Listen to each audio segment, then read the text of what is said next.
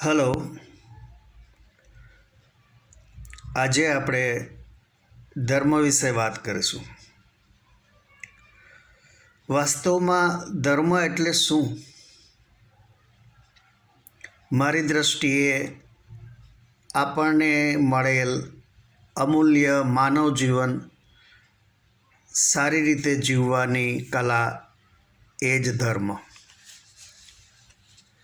શું દીવા અગરબત્તી ધૂપ કરવા એ ધર્મ છે? શું ઘંટડી વગાડીને અથવા તાળી પાડીને ભગવાનની પ્રશસ્તિ કરતા ગીત ગાવા એ ધર્મ છે? શું ભગવાનને પકવાન ધરવા એ ધર્મ છે? શું ખુશામત કરવાથી ઈશ્વરની કૃપા પ્રાપ્ત થાય છે?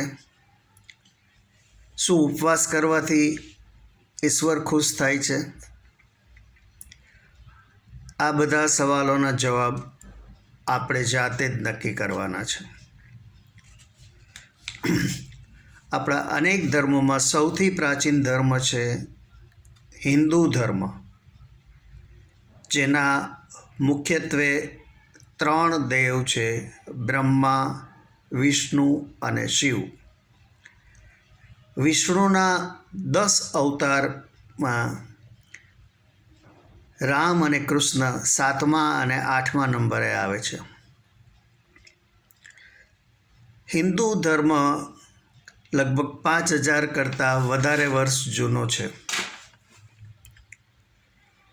ત્યારબાદ મૌર્ય વંશના સ્થાપક ચંદ્રગુપ્ત મૌર્ય અને તેના પૌત્ર સમ્રાટ અશોકના કાર્યકાળ દરમિયાન મહાવીર અને બુદ્ધ આવ્યા. સમ્રાટ ચંદ્રગુપ્ત જૈન ધર્મને ફોલો કરતા હતા અને અશોકે કાલિંગાના યુદ્ધ બાદ બુદ્ધ ધર્મને અનુસરવાનું શરૂ કર્યું. આમ બુદ્ધ અને જૈન ધર્મો લગભગ 2500 વર્ષ જૂના છે.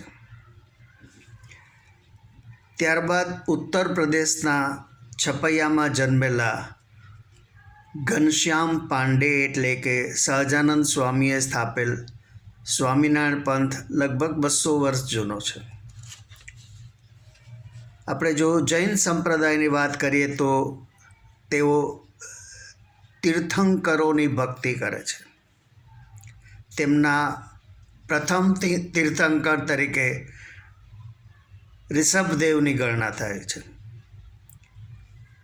નેમિનાથ 22મા તીર્થંકર હતા, પાર્શ્વનાથ 23મા અને મહાવીર 24મા અને છેલ્લા તીર્થંકર હતા. બુદ્ધ અને મહાવીર બંને પરણેલા હતા. બુદ્ધની પત્ની હતી યશોધરા અને તેનો પુત્ર હતો રાહુલ.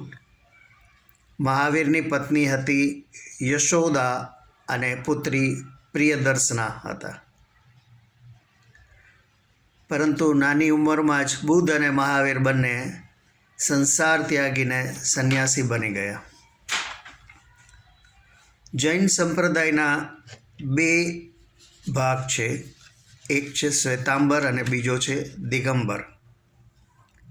આપણા પ્રસિદ્ધ ઉદ્યોગપતિ ગૌતમ અદાણી દેશના સૌથી ધનવાન જૈન છે.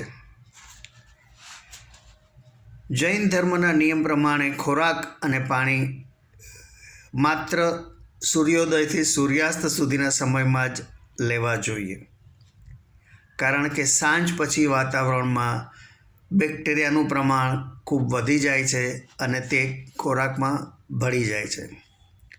માટે જૈન ધર્મના નિયમ પ્રમાણે રાત્રિ ભોજન વર્જ્ય છે. જૈન ધર્મ અનુસરતા લોકો પ્યોર વેજીટેરિયન તો હોય છે અને ખોરાકમાં કાંદા, લસણ અને લીલા શાકભાજીનો ઉપયોગ કરતા નથી. પર્યુષણ દરમિયાન 1 દિવસથી લઈને 30 દિવસ સુધીના તે લોકો ઉપવાસ કરે છે. તે દરમિયાન માત્ર ઉકાળેલું પાણી જ પીએ છે. ચોમાસાના ચાતુર્માસ દરમિયાન જૈન સાધુ સાધ્વીઓ એક જ સ્થળે સ્થિર થઈને વાસ કરે છે, વિહાર કરતા નથી. પ્રતિક્રમણના સામયિક દરમિયાન જૈન લોકો ધ્યાનમાં બેસી પોતે કરેલા કાર્યો, બોલેલા વાક્યો વગેરેનું ચિંતન કરી પોતાના વાણી વર્તનમાં સુધારો લાવવાનું કાર્ય કરે છે.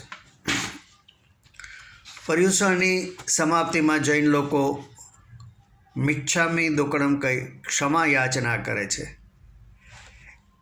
એટલે કે મારા કાર્યથી સીધી અથવા પરોક્ષ રીતે, જાણતા કે અજાણતા, જો મેં તમારી ભાવનાઓને ઠેસ પહોંચાડી હોય અથવા કોઈ વાતનું દુઃખ પહોંચાડ્યું હોય તો તે બદલ હું મારા અંતઃકરણથી ક્ષમા માગું છું. આમ તો મોટે ભાગે બધા જ ધર્મો હંમેશા સત્ય બોલવું, હિંસા ન કરવી, ચોરી ન કરવી, વ્યભિચાર ન કરવો એ જ ઉપદેશ આપતા હોય છે. આપને જો મારી આ વાત ગમી હોય તો મારા વિડીયોને લાઈક કરજો, આપના ગ્રુપમાં શેર કરજો અને મારી ચેનલને સબસ્ક્રાઈબ કરજો. આભાર. આવજો.